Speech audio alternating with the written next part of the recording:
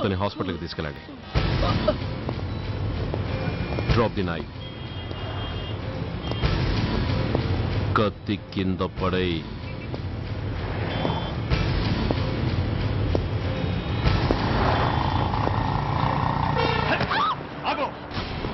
ముందుకొస్తే దీన్ని చంపేస్తా. చంపితే ఏమవుతుంది? నిన్ను చంపడం నాకు ఇంకా తేలికవుతుంది. కమాన్, చంపే. ఆలోచిస్తావే కిల్లర్.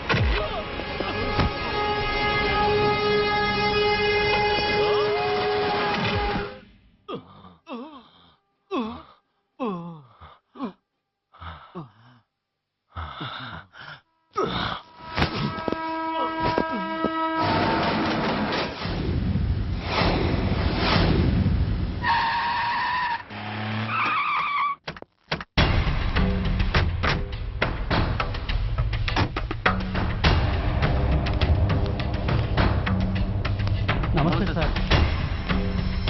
నమస్తే సార్.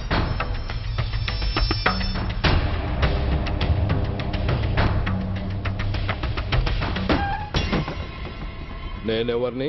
మీరు? అదే నేనెవరిని? మినిస్టర్ అప్పలనాయుడు గారు సార్. మరి వాడేవాడు? మీ అబ్బాయి గారు సార్. అంటే అది తెలిసే వాడిని లోపలేసావా? ఎఫ్ఐఆర్ ఎక్కడ్రా?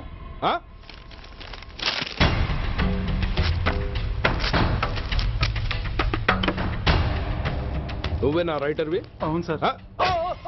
నీకెన్ని గుండెలుంటే మా వాడి మీద ఎఫ్ఐఆర్ రాస్తారా? రే సెల్ తాళాలు ఎక్కడ్రా? ఇవ్వండి సార్. నీ అబ్బా నాకిస్తారా? ఇల్లు తెరువు. అసలు ఎవడ్రా నా కొడుకుని అరెస్ట్ చేసింది? ఏసీపీ సూర్య గారు అంటున్నానా?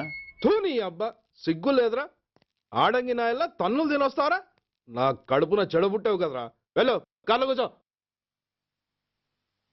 రేయ్ అసలే అడ్డదారులు అసెంబ్లీకి వెళ్ళినోడిని నాకు సంబంధించిన విషయంలో ఎవడన్నా అడ్డొచ్చాడో అడ్డంగా నరికేస్తా ఆ విషయం మీ ఏసీపీ గడికి చెప్పు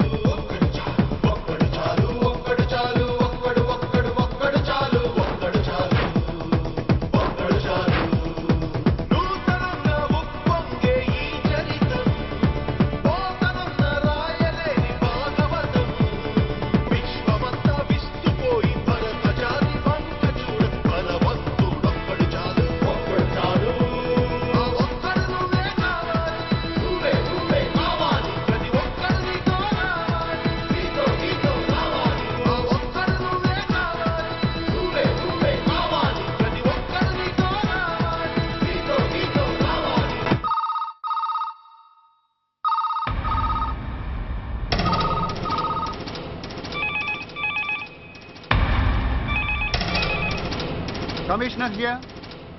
ఏంటి ఏ పోలీస్ స్టేషన్లోనూ ఫోన్లు ఎత్తడం లేదా? ఏమయ్యారు వీళ్ళంతా?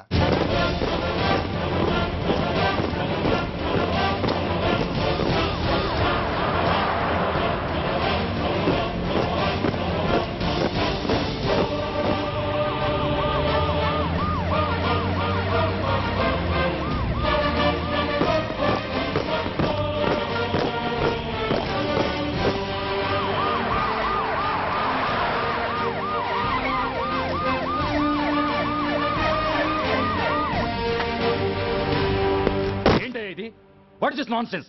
యూనిఫామ్ తీసేసి పోలీస్ స్టేషన్ మూసేసి బజారు పడతారా? మీరు పోలీసులు అనుకుంటున్నారా, గుండా అనుకుంటున్నారా? విలువలేని యూనిఫామ్స్ ఒంటి మీద ఉంటే ఊపిరాడడం లేదని తీసేసాం సార్. పందులు పందికుక్కులు స్టేషన్లోకి వచ్చేస్తుంటే వాటిని ఆపే శక్తి లేక తాళాలు వేసేసాం సార్. మిస్టర్ సూర్య, పోలీస్ వ్యవస్థ లాంటి ఎమర్జెన్సీ సర్వీసుల్లో ఇలా సమ్మెలు చేయడం నిషేధం. అదే ఎందుకని sir? Government doctors, nurses, postal department కూడా ఎమర్జెన్సీ సర్వీసులే. వాళ్ళు హక్కుల కోసం స్ట్రైక్ చేయడం లేదా? ఆఖరికి మాకు ఓ గుర్తింపు రిజర్వేషన్లు కావాలని కొజ్జాలు కూడా స్ట్రైక్ చేస్తున్నారు. వాళ్లకున్నపాటి విలువ గౌరవం కూడా మాకు లేవా sir? Mister Surya, you are crossing your limits.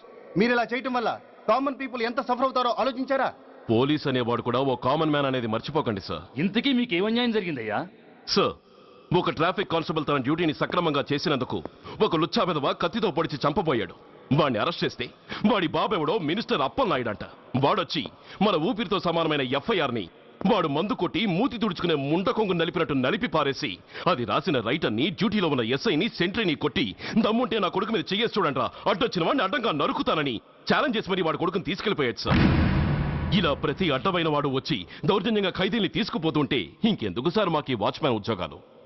Black లో టికెట్ అమ్ముకునే వాడిని లాకప్ లో పెడితే మున్సిపల్ చైర్మన్ ఫోన్, ఓ రౌడీ విధవను అరెస్ట్ చేస్తే ఎమ్మెల్యే ఫోన్, ఓ రేపిస్ట్ అరెస్ట్ చేస్తే మినిస్టర్ ఫోన్.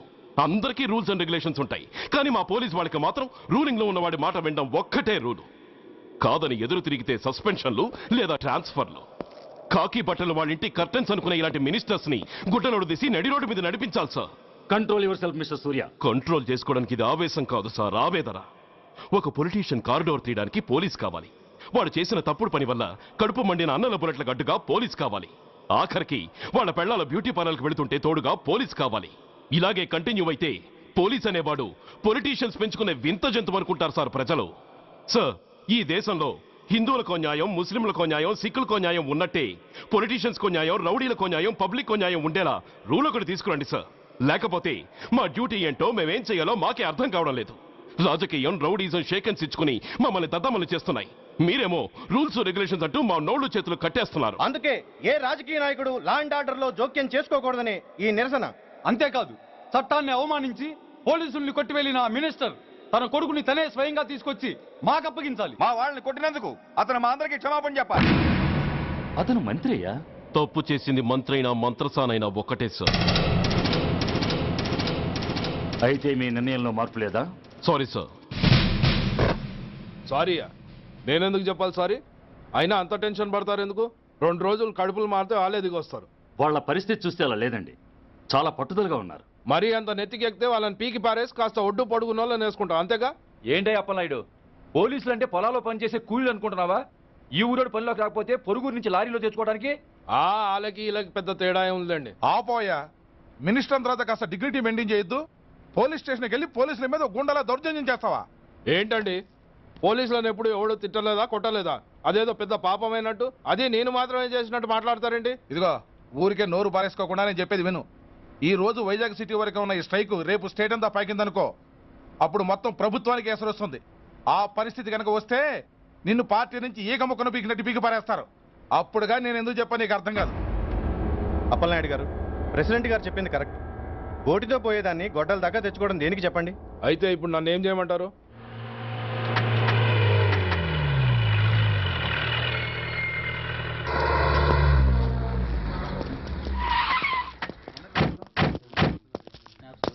హలో, మా ఈ నిరసన పబ్లిసిటీ కోసం కాదు, మా ప్రాబ్లం సాల్వ్ చేసుకోవడం కోసమని మీకు ముందే చెప్పాను. మళ్ళీ ఎందుకు వచ్చారు? మినిస్టర్ గారు రమ్మంటే రాకుండా ఎలా ఉండగలం సార్? మినిస్టరా? ఏ మినిస్టర్? అప్పలనాయుడు గారే సార్. అదిగో అప్పలనాయుడు గారు వచ్చేసారు, పదండి.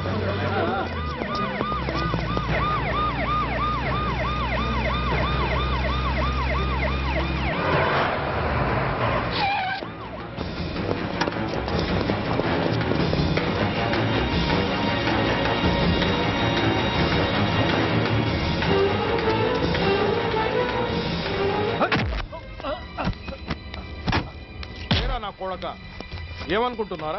నువ్వేమన్నా పెద్ద రౌడీవా? నా పరువు తీసేసావు కదరా, నా కడుపును చెడబుట్టావు కదా బాబా. పోలీసులు అంటే ఎవరు అనుకుంటున్నారా? వాళ్ళు మనల్ని కాపాడేవాళ్ళరా, వాళ్ళనే అవమానిస్తావా? వెళ్ళరా, వెళ్ళి వాళ్ళ కాళ్ళ మీద పడి క్షమాపణ అడుగు, వెళ్ళవు. వీడు చేసిన వెధవ పని తెలియక కన్న తండ్రిగా తొందరపడి వీడిని తీసుకెళ్లాను. నిజం తెలిసాక ఓ బాధ్యత గల మంత్రిగా జరిగిన దానికి సారీ చెప్పి వీడిని మీకు అప్పగిస్తున్నాను. నన్ను క్షమించండి. చాలా థ్యాంక్స్ అండి. ఇంకా మీరు కెమెరాలు ఆపండి. మినిస్టర్ గారు మిమ్మల్ని పిలిపించిన కార్యక్రమం అయిపోయింది, మీరంతా బయలుదేరచ్చు ప్లీజ్. పిలవగానే వచ్చినందుకు మీ అందరికీ చాలా థ్యాంక్స్.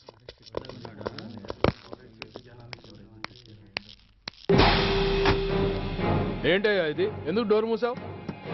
ఏ సెక్యూరిటీ, అలా చూస్తూ నిలబడతా ఏంటి? ఏంటయ్యా ఇది? మీరు చెప్పింది చేశానుగా, నా కొడుకుని మీకు అప్పగించాను, మీ అందరికీ సారీ చెప్పాను, ఇంకా ఏంటి? చేసిన ప్రతి తప్పుకి సారీ అంటమే శిక్ష అయితే లా బుక్లన్నీ పాకెట్లో పెట్టుకునే డైరీ సైజుకి పడిపోతాయి. ఇంతకీ ఏంటయ్యా నువ్వు అనేది? మీరు మా వాళ్ళకిచ్చినవి తీసుకెళ్లిపోండి. ఒకళ్ళిచ్చిన ఉంచుకోవడం మాకు అలవాట్లేదు. నేనా? నేనేమిచ్చాను? మరి అంత మతిమరుపు అయితే ఎలా సార్? ఓయ్, ఏంటిది? మీరు మా ఎస్ఐకి చెప్పుతో ఇచ్చారు, అతని తరఫున నేను మీకు షూతో ఇస్తున్నాను. ఏయ్, ఎంత ధైర్యం రా నీకు? నన్నే కొడతావా? ఎంత చూస్తాను, ప్రాణాలు తీస్తాను. ఏయ్ డిఐజీ కమిషనర్, ఎక్కడా మీరు?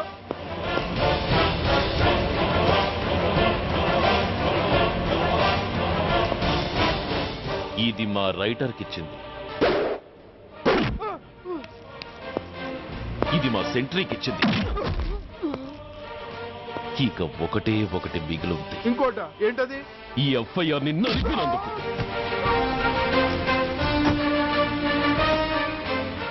ఇక మీరు వెళ్ళండి. డ్రైవర్, వాడిని తీసుకెళ్లి లాకప్ లో పెట్టండి. ఇక మీరందరూ డ్యూటీలో జాయిన్ అవ్వచ్చు.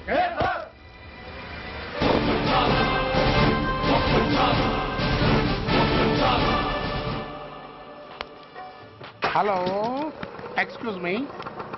స్మోక్ చేస్తూ డ్రైవింగ్ చేయటం అపాయకరం. Sorry sir. స్మోక్ చేస్తూ వాకింగ్ చేయటం సురక్షితం.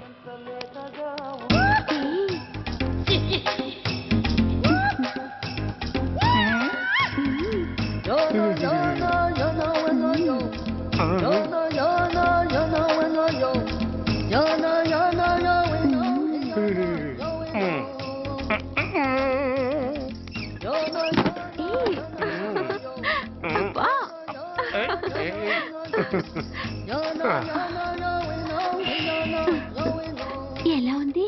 అబ్బో సూపర్. తాపేశ్వరం కాజా అదిరింది. మరి నాకు ఇచ్చేస్తే నేను వెళ్ళిపోతా. ఏంటి ఇచ్చేది?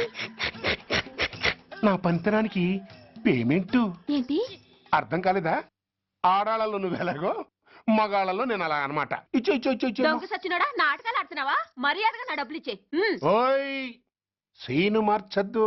ఇప్పుడు నువ్వు నన్ను రమ్మన్నావా, నేను నిన్ను రమ్మన్నానా? నేనే రమ్మన్నాను. లోపలికి వచ్చి నేనేమన్నాను?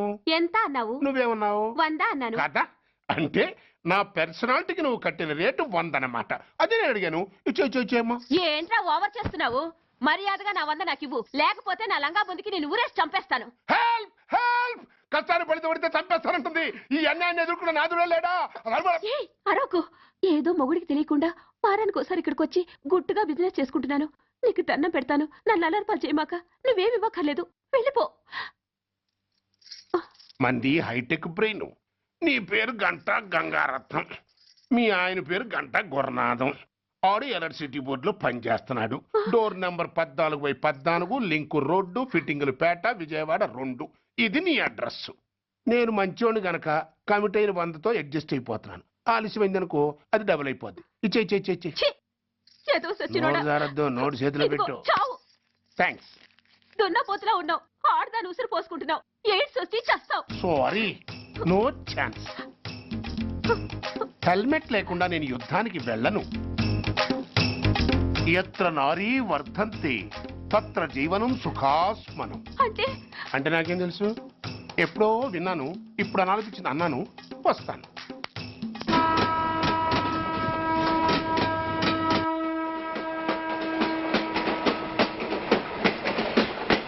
మొత్తానికి స్వర్ణాంధ్రప్రదేశ్ పర్యటన ఒక రౌండ్ పూర్తయ్యి 2వ రౌండ్లో పడ్డా ఉన్నమాట.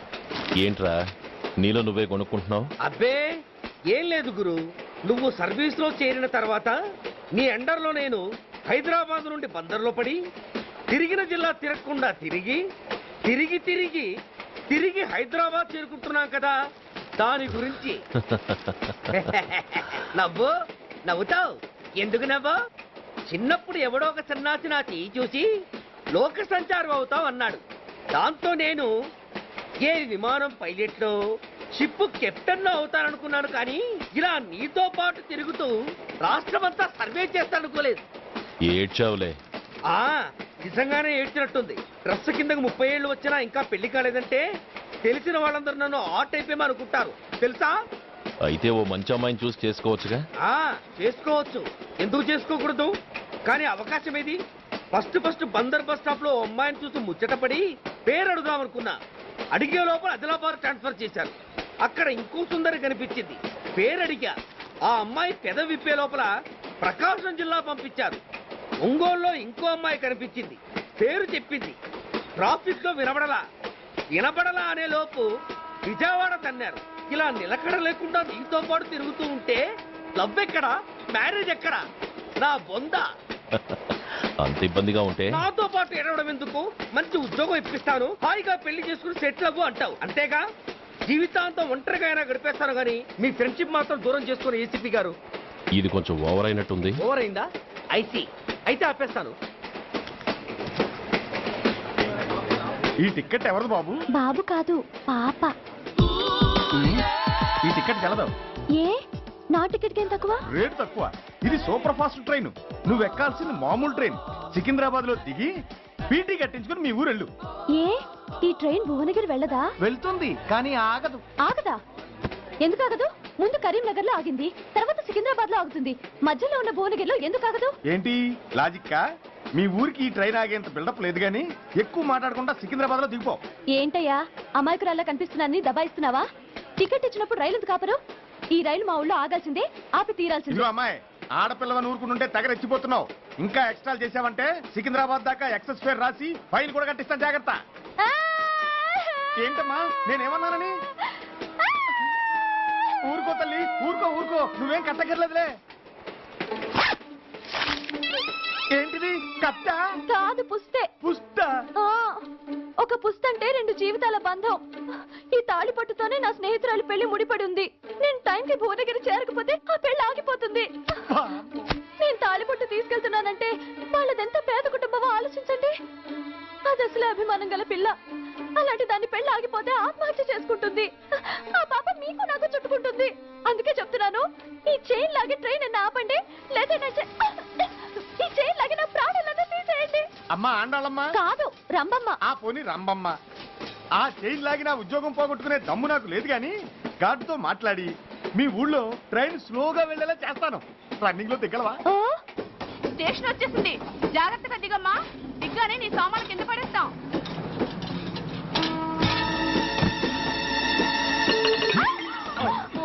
ఏయ్, అసలు నీకు బుద్ధుందా? రన్నింగ్ లో ట్రైన్ ఎక్కుతున్నావు, పొరపాటున స్లిప్ అయితే? అబ్బో ఏంటి గురు, సహాయం చేస్తే సైరన్ లాడుతుంది. నీకు అసలు బుద్ధుందా? ఇక్కడ బండి ఆగదని తెలిసి ఆ టీసీ గడి కాళ్ళు గడ్డలు పట్టుకొని బతిలాడి బండి స్లో చేసుకొని దిగితే నేను పడ్డ శ్రమంతా వృధా చేసి నన్ను మళ్ళీ లోపలికి లాగేసి రక్షించినట్టు పోసు కొట్టి పైన లెక్చర్లు ఇస్తావా? కథ అడ్డం తిరిగిందే. ఇదిగో ఈ తాళి పొట్టు నా స్నేహితురాలి పెళ్లి టైంకి అందించడానికి రన్నింగ్ ట్రైన్ నుంచి దిగాను. నన్ను మళ్ళీ ట్రైన్ లోకి లాగేశావు. చూడు, ఈ తాళి ముహూర్తానికి అందకపోయినా, అక్కడ కట్టిన తోరణాలు ఎండిపోయినా, వేసిన అప్పడాలు మెత్తపడిపోయినా, సికింద్రాబాద్ స్టేషన్ లో దిగిన వెంటనే మా బావ కబురు పెట్టి మీ సంగతి తేలుస్తాను, తిరగేసి కొట్టి తిరుపతి చూపిస్తాడు. గురు, మనం హైదరాబాద్ చేరక ముందే ట్రాన్స్ఫర్ చేయించేలా ఉంది. అమ్మా, నీ బావ ఏమైనా రాజకీయ నాయకుడా? కాదు, స్ట్రిక్ట్ పోలీస్ ఆఫీసర్, ఏసీపీ సూర్య. ఏసీపీ సూర్య నీ బావ? ఏ చెవుడా? కాస్త సౌండ్ ప్రాబ్లం, తను వినుంటాడు. ఇంతకీ నీ బావ ఎవరో నీకు తెలుసా తల్లి? దీనికేమైనా మెంటలా? కాస్త ఆటైపోయలే. నువ్వేటైపోతే నాకేంటి? ఇదిగో పాయింట్కి వచ్చేస్తున్నాను. నువ్వేం చేస్తావో నాకు తెలీదు. ముహూర్తం సరిగా 10:30కి. ఈలోగా ప్లాట్ఫామ్ లో పడిపోయిన నా సామాన్తో సహా నేను భువనగిరి పెళ్లి వారింట్లో ఉండాలి. ఒకవేళ అలా జరగలేదనుకో, చెప్పానుగా మా సూర్యంబాబు గురించి, ఆ తర్వాత మీ ఇష్టం.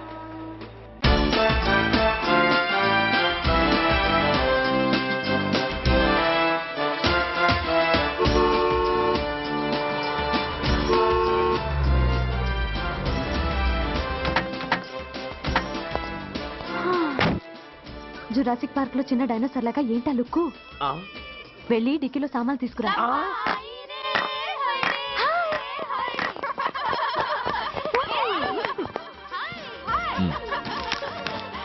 పర్వాలేదు, ఉంచుకో. డిక్కితి. సారీనే. అది సరిగాని అతనెవరే? వీడా, వాడు అసిస్టెంట్. మరి అతను? వాడా, మన బాడీ గార్డ్. అవును, పెళ్లి కూతురేది? లోపల మేకప్ అవుతుంది. నీ మీద చాలా కోపంగా ఉంది. కనీసం 2 రోజుల ముందైనా వస్తావని ఎక్స్పెక్ట్ చేసింది. దాని కోపం పోగొట్టడానికి నా దగ్గర ఓ మంత్రం ఉందిలే. ఈ ప్రెజెంటేషన్ చూడగానే అది ఐస్ అయిపోతుంది.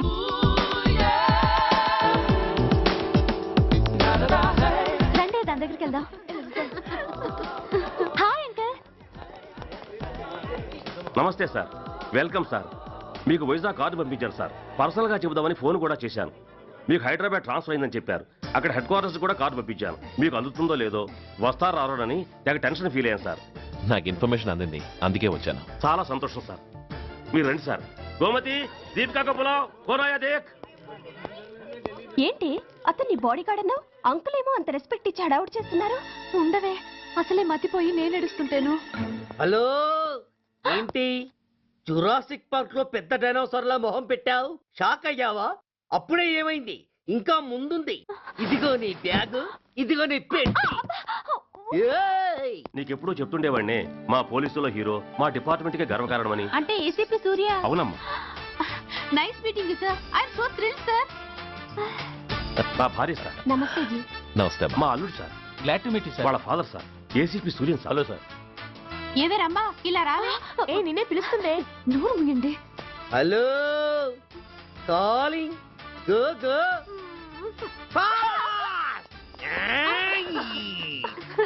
సార్ సార్, రమ్మ అని నా close friend sir. ACP Suryam గారే. బావకి మరదల్ని కొత్తగా పరిచయం చేస్తున్నారేంటి? మరదలా? ఓహో, ఇది పెళ్లి మండపం కాదు, పెళ్లి కూతుళ్ళ ఫ్యాక్టరీ. ఇండియాలో ఉండే పెళ్లి కూతుళ్ళందరూ ఇక్కడే ఉన్నారు. ఇక్కడే ఇప్పుడే ఏదో ఒక అమ్మాయిని సెటప్ చేసుకుంటారు.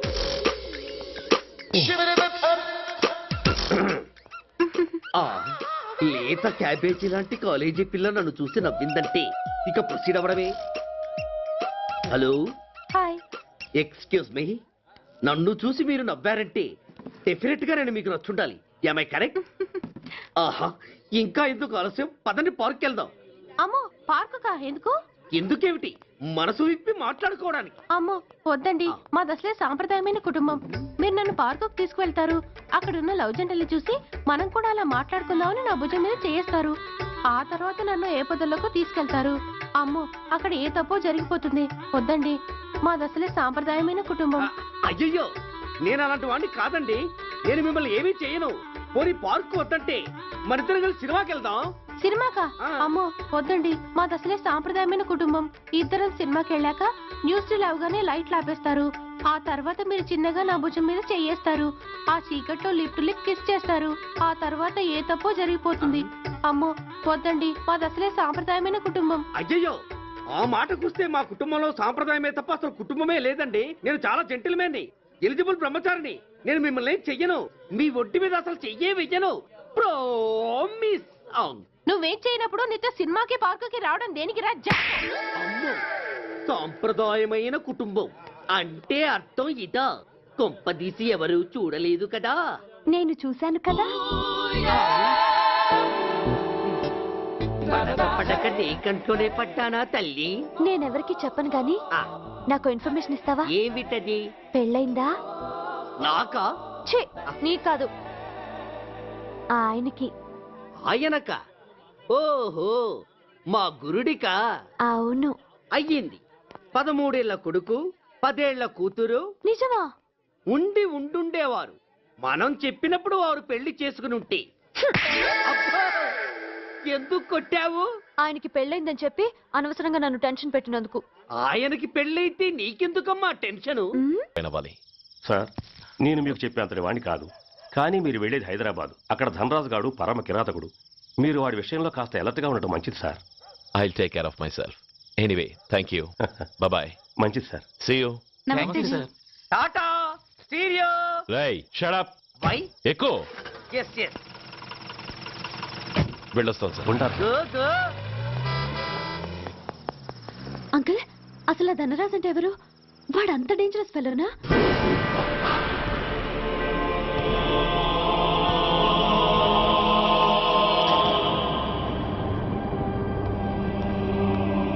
అన్నా,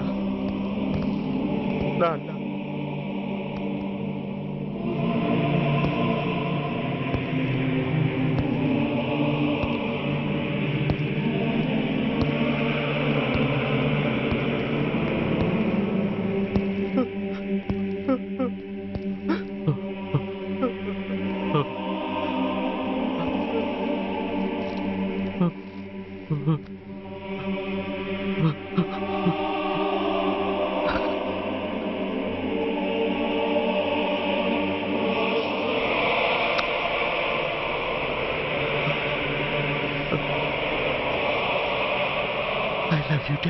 వీఆర్ సారీ సార్.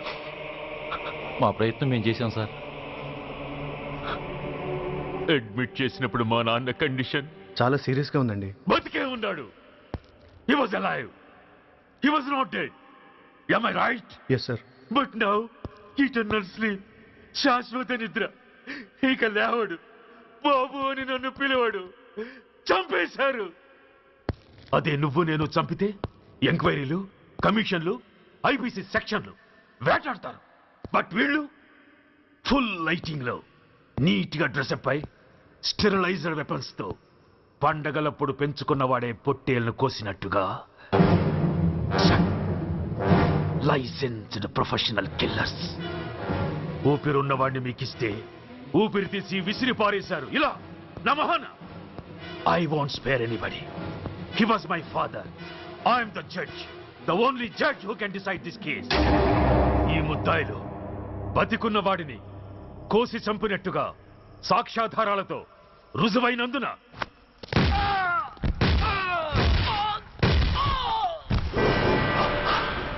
మరణ శిక్ష విధించడమైనది. This is my judgement. You know, my father was a great man. Just 300 రూపాయలతో హైదరాబాద్ వచ్చి 300 కోట్లకు అధిపతి అయ్యాడు. ఐపీసీలో 511 సెక్షన్లు ఉంటే ఆయన మాకు 512వ సెక్షన్ నుండి నేర్పించాడు. He was really great. Control చేసుకోండి సార్. దేవుడు లాంటి మనిషి ఆ దేవుడిలోనే ఐక్యమైపోయాడు. మహానుభావుడు. అవును, మహానుభావుడు. ఆ మహానుభావుడు ఆత్మశాంతికి మరో 2 నిమిషాలు మౌనం పాటిద్దాం.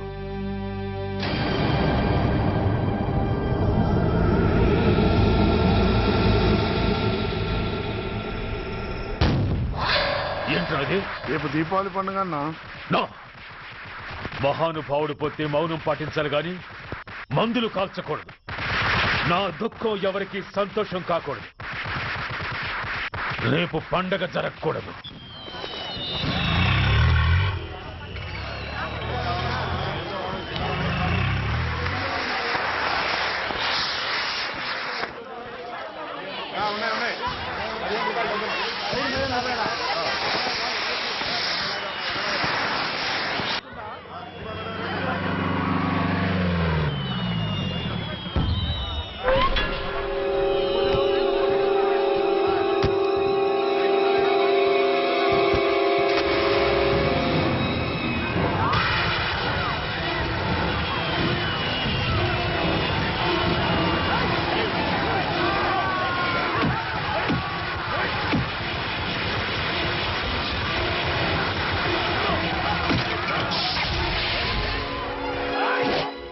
ఏం కొంపలు మునిగిపోయాయని ఫైరింగ్ ఆర్డర్స్ ఇవ్వమంటావయ్యా? అదేంటి సార్, ఎంతో మంది అన్యాయంగా బలైపోతున్నారు సార్. ఎంతో ఆస్తి నష్టం జరుగుతోంది. ఇంతకంటే కారణం ఏం కావాలి సార్? అంతేనంటావా? Yes sir.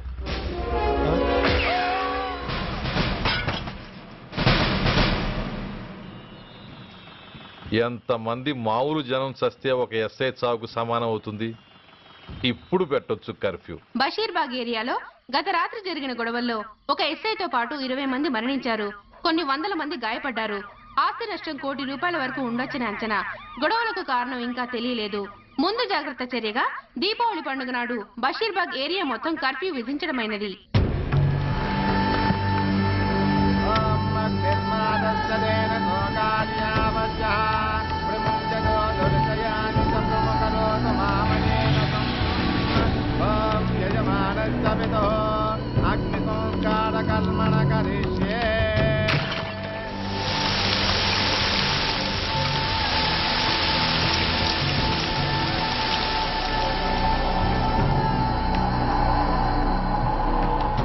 ఆగు. పెట్రా.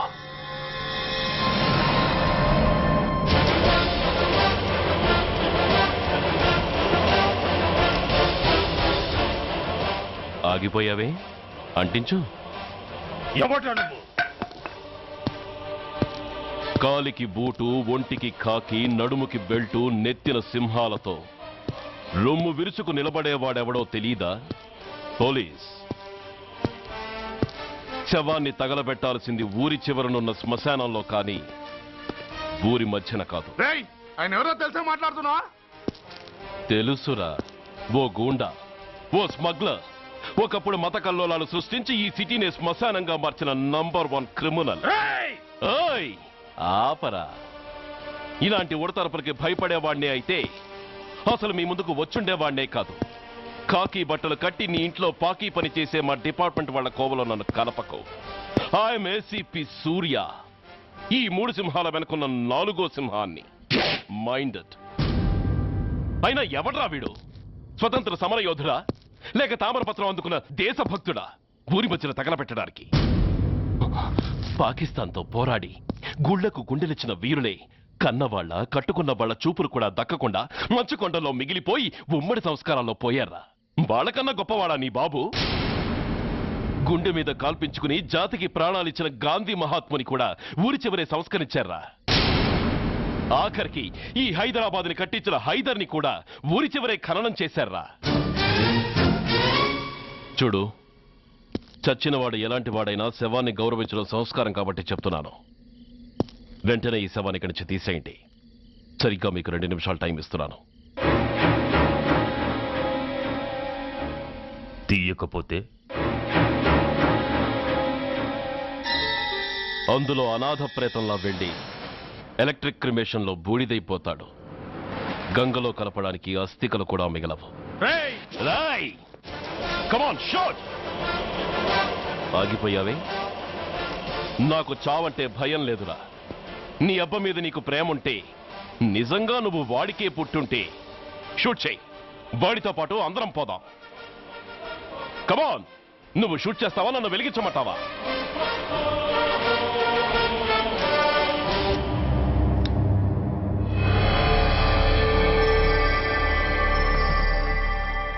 సార్, ఒక గూండా నగరం నడిబొడ్డును శ్మశానం చేసి తన తండ్రి శవాన్ని దహనం చేయడానికి సిద్ధపడ్డాడంటే దానికి కారణం వాడికండగా మన డిపార్ట్మెంట్లో కొందరు ఉండడమే. కొడుకు చదువు కోసమో, కూతురు పెళ్లి కోసమో, భార్య సోకుల కోసమో డబ్బుకు కక్కుర్తిపడే రాస్కెల్స్ ఈ డిపార్ట్మెంట్లో ఉన్నంత వరకు ఆ ధనరాజునే కాదు సార్, ఆఖరికి ముష్టివాణ్ణి కూడా మనం ఏం చేయలేము. What nonsense are you talking?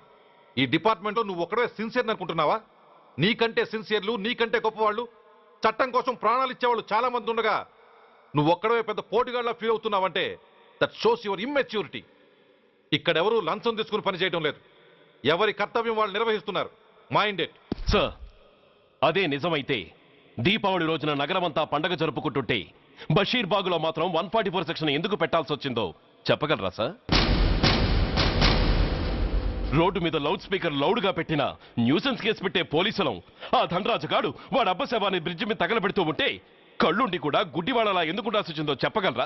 ఆ ధనరాజు గారి ఫాదర్ని ట్రీట్ చేసిన 4 ఎమినెంట్ డాక్టర్స్ ఆ రోజు నుంచి కనిపించడం లేదు. వాళ్ళేమయ్యారో ఎవరైనా చెప్పగలరా? నిజంగా ఈ సిటీలో పోలీస్ డిపార్ట్మెంట్ మీద భయం అనేది ఉంటే పబ్లిక్ గా ఒక ఎస్ఐని చంపే ధైర్యం ఎవరికి వచ్చిందో, ఎలా వచ్చిందో చెప్పగలరా? చెప్పలేరు. నేను చెప్తాను. ఆ రౌడీ వెధవ తన తండ్రి చచ్చాడన్న కసితో ఎవరూ ఆనందంగా ఉండకూడదని, ఎవరూ పండగ జరుపుకోకూడదని శాడిజంతో రెచ్చిపోయి అల్లర్లు సృష్టిస్తే అతని కోరిక తీర్చడం కోసం మన డిపార్ట్మెంట్ లో ఉన్న వాడి చెంచాలు మీకు ఫోన్ చేస్తే కర్ఫ్యూ విధించాల్సి వచ్చింది. Mister Surya, you're crossing your limit. No, I'm telling the facts. Do you have any proofs?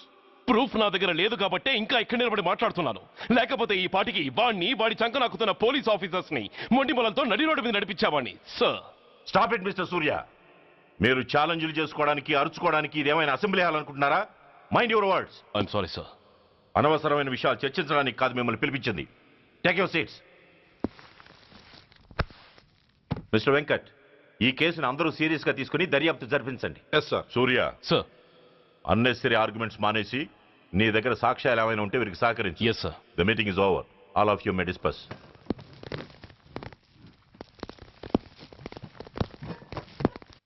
Surya sir, 1 minute.